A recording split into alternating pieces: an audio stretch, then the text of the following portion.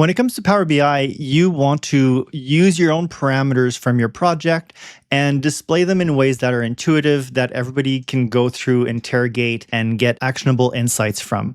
So today we're going to be looking at how to customize the reports so that they fit your own needs. Let's get going. First thing we're going to want to do is duplicate the Explorer, and we're going to do a little bit of cleanup here.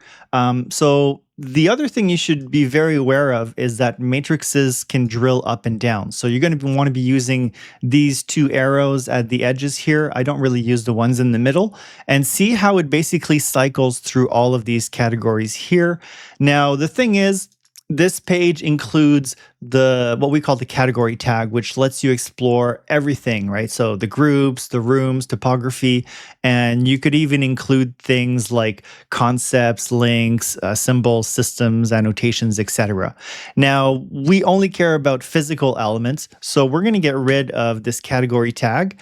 And using the filter on this page, which comes from right here in the category tag, we're going to limit this to only physical elements. Now that it's limited and that we look at our matrix, we no longer need this category tag to be showing up. So we're just going to get rid of it. And all of a sudden, it's showing us the architectural model, the category, the family, the type name, if there is one, and then the individual Revit IDs. So this is more in tune with what we want. And the other thing to be very aware of is that whenever you select elements in here, their parameters are going to show up on the right. So we already have the parameters of everything, but we want to integrate it more in here where we start seeing the accumulation of length, of area, of volume, and so forth. So I'm just going to delete these tables that show you the family type and instance parameters. And notice too how this model is a bit of a lower quality model when it comes to the parameters. There's a lot of parameters and everything, but most of them are empty. So it creates a bit of a frustrating BIM experience because the quality of the data is quite low. Okay, let's just make a bit of space here. Perfect. So in our latest template, we've actually done some of this work for you. We find everybody kind of comes in with a lot of the same questions. So we created a new table called element measure info. It may change name because obviously it's not a measure, so that can be a bit confusing.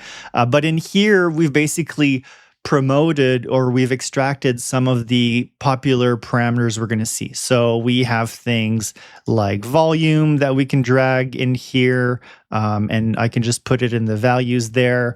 We have things like the length. And actually, I shouldn't be using the generic one. I should be using the one with the proper units in here. So Revit feet or Revit meters. So let's look at the volume, the length, and the area. All right, now first thing we notice is the name is absolutely terrible. So what you'll want to do is just double click in here and give this a more appropriate name. Now you can resize this, and the other thing you'll want to do is go and do a conditional formatting. So we're going to add a background color, and you'll be doing this all the time. So basically, if there's no value, just like here, we don't want to show a light blue. We want to say, don't format it, leave it white, etc. For the lowest values, we're going to go with light blue, and the darkest values, a darker blue. The highest value is a darker blue. And when we click OK, we're going to start seeing the data talk to us a lot more, be a lot more expressive. And this is just showing us where the lengths are. So when we export this, we can see that there's a lot more of length in the pressure and the hydronic water than there is in this particular type of family. Okay, now since this is a table, we can also bring these values at the top. So if I wanted, it doesn't really make sense, but if I wanted, I could say divide everything by length, right? So here there's 3 elements that have this length in feet, and there's 103 that have this length, and so forth. This would make more sense with something like a fire rating. Unfortunately, this model doesn't really have a proper fire rating values. Now, the next way we're going to be looking at, you won't be able to bring in measures in here. So when we talk about measures, they are in this particular folder. So there's a folder in the measures table called parameter template. And let's look at this real quick and focus on the naming scheme. So there's 3 types of parameters. There's family parameters, instance parameters, and type parameters. And there's 3 ways of showing those values. You can show them as display values, meaning that's for text, right? So if there's a code, if there's a word, as long as it's not a number, you're going to want the display value. When it becomes a number, that allows you to color code it to say, hey, this length is lower than this length, etc. So if it's a number, you want to pick the right one, whether it's imperial feet or metric meters. By default, even if your entire Revit project is in meters, internally, it's all going to give you the values as feet. So that's extremely annoying. We've already done the work of converting everything. So it's a different conversion if it's for length, an area, a volume, an angle, etc. So you don't have to worry about that. You just drag the metric values in there and it's going to work if your project is in metric. So let's look at what a measure is real quick. It's a bunch of code. It's not actually a bunch. We've tried to keep it as simple as possible. So it's not that much code. In this case, this particular template points at area. So if I drag this in the values of my matrix, I'm going to get the same thing as earlier. I've already mentioned this, but measures cannot be dragged in here. So you'll have the option, the third option we're going to be looking at is kind of creating your own table. Tables and columns can be dragged in here, but not measures. So just keep that in mind. It's a very quick and easy way to do it. Let's look at how to create a measure. So I'm going to copy this code because this is the type of data I want. Then I'm going to select the table that I want it to be located in. I'm going to keep everything in the measure table for now. So click on New Measure here at the top. And I'm going to paste my code. And here, instead of area, let's look at volume.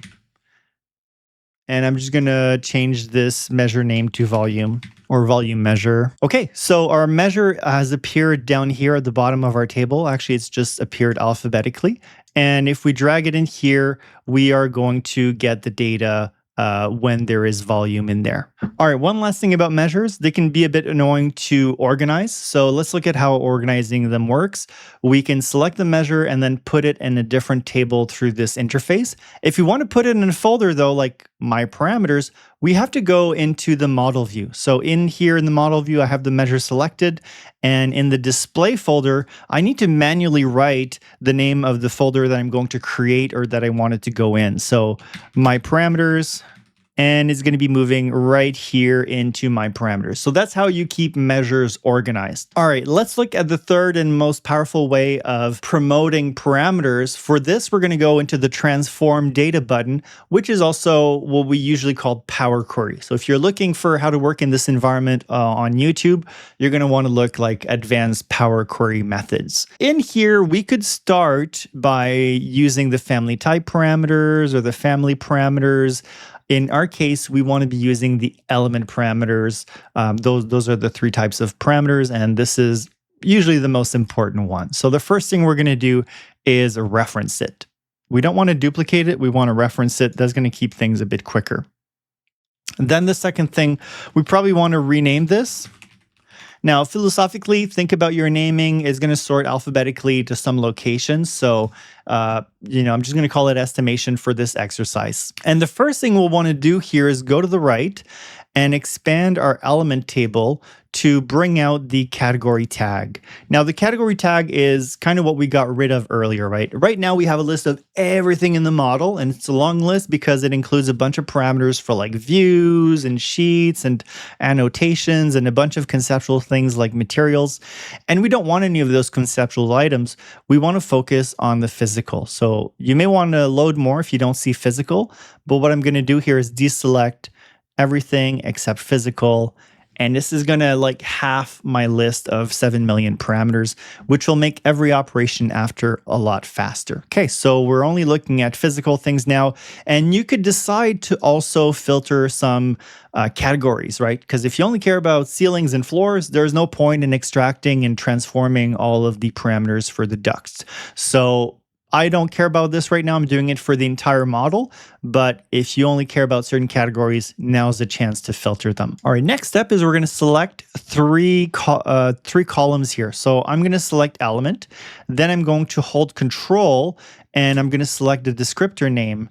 And then the third column we're going to select is one of these two. So we have to decide if our project is in feet or in meters. So this is a imperial project. I'm going to select feet. And once I have those three columns selected, I can right click and say remove other columns. All right, at this point, we have to choose which parameters we care about. Now, because we didn't filter any categories, this is a really long list of parameters, and there's actually a limit to 1,000 parameters in here. So even if you click load more, you may not see all the parameters you care about. In this case, what I'm going to do is I'm going to go into the equals, and I'm going to go into the advanced function here. And in these advanced functions, I'm going to keep adding multiple clauses where everything is equal to the parameter name. So perhaps I want to extract the mark, the length, and the system name. Now, we already have a table with the system name, but this is just to kind of show you how the exercise would work. All right, I've added area in here. Let's click OK and really, once again, shrink our table length. Oh, so I have an empty table now, and I already know what the issue is. I said and instead of or. So a thing cannot be four things at once. So I'm just going to change this to or. And you may have noticed, actually, I went in here to change my previous steps. If you've been noticing, all of these steps have been accumulating. So we expanded, we filtered, we removed, and then we filtered again. If I want, I can actually kind of go back in time and change some of my decisions. But keep in mind, it's a bit dangerous in Power Query. If you're going to be doing some crazy changes, I recommend like duplicating your tables before you mess around with it. There's no Control Z in here. So if you do 10 things, the only way of going back in time is to undo this. So it can be a bit dangerous, especially when you're beginning. All right, so we have our data in here. Now, once again, just notice the element number 18 now has these 4 parameters. And what we're going to do now is kind of flip the table around so that there's 4 columns for each column of number 18. So first thing we're going to do is choose our descriptor name column. So we're going to select that, go into transform, pivot column. Then we're going to select our parameter values. And very importantly, in the advanced options, we need to choose don't aggregate. Now, if your list is super, super long and you didn't do any filtering, this operation is going to be extremely lengthy. So this is why you want to filter before you do a powerful operation. Okay, now let's look at our element 18. It's got 4 columns and only 1 row with 18. So everything has been split per row. Our table is basically almost ready to use. The last thing we need to do is transform these formats to numbers when they are numbers. Now, marks seems like it's numbers, but a mark can be A32, right? So it's not numbers, it is actually text. Whereas area and length, that's always going to be a number. So we're going to switch these types of data to numbers. Okay, so I've applied the numbers in here. I don't really need to wait for it to load. There's nothing left for me to do in here. I'm just going to do a Control S for save, and I don't need to apply the transformation yet, because if it applies the transformation and crashes, I've lost all of my work. So I'm going to save before I apply the transformation. And then I'm going to say close and apply. So what's happening in Power Query is we're kind of doing all of these pre-data massaging and so forth, but it's not actually calculating it for everything. It's kind of giving us a preview. When we say close and apply, it's going to apply it to those 7 million rows and so forth. So it's going to take a bit more time to truly make this table physical, if you will. All right, so our table has done calculating, and we're going to find it right here. Now, before we're ready to use it, we actually have to connect it with our model. So we're going to go here in the model view, and our table should appear in the top right somewhere, or here it is. If you're not sure how to find it, you can just click on it, and it's going to bring you to the location, put it on the screen. So let's bring that closer to our element table, and we're going to drag the element onto the key. It's pretty much 90% of the time, that's how you're going to connect your data, and you want it to go in both directions. So let's just click save, and we see this little line connecting both of them now. Let's go back in the report view. Now, we don't need our element for anything else, so we can actually hide it, and this is going to stop any kind of confusion.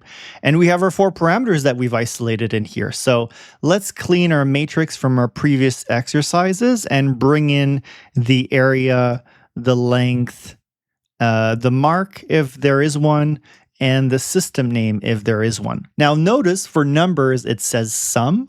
For text, for text values, it says first, right? You can't sum ABCs. It's not going to say ABC. What it does is it's going to show you the first thing in the list. So if it's A, it's going to show you A, but it's not going to show you B and C. So that's going to make more sense when you start expanding your data. So here we see, for example, the mark of this element is 32 and the mark of this element is 35. And if you don't know already, a mark is a unique number for everything, like a door number or an equipment number and so forth. Now, as I've mentioned earlier, you can drag these values in here. So you can have them be part of the organization of everything. So if we drag the system name to the top, we see everything that doesn't have a system.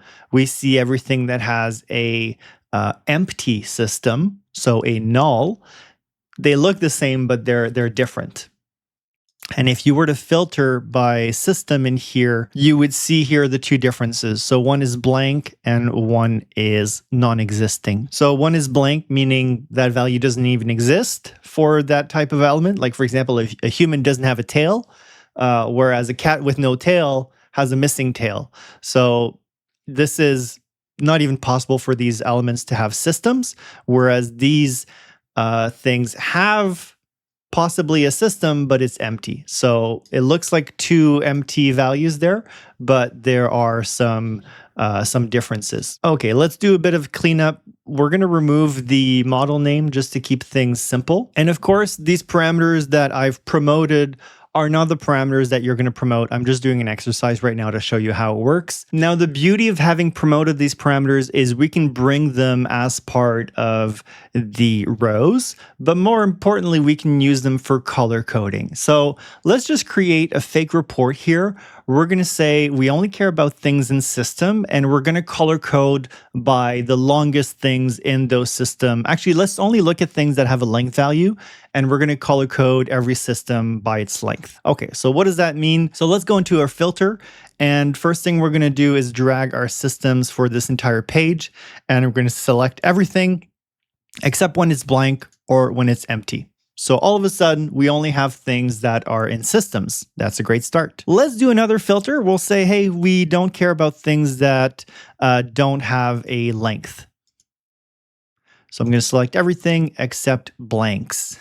Okay, already we're starting to see some pipes in here, and we can clean up this matrix. We don't really need the mark in here, so let's make some space. And I'm just going to take a couple seconds here to do the same thing I always do, which is to add the conditional formatting.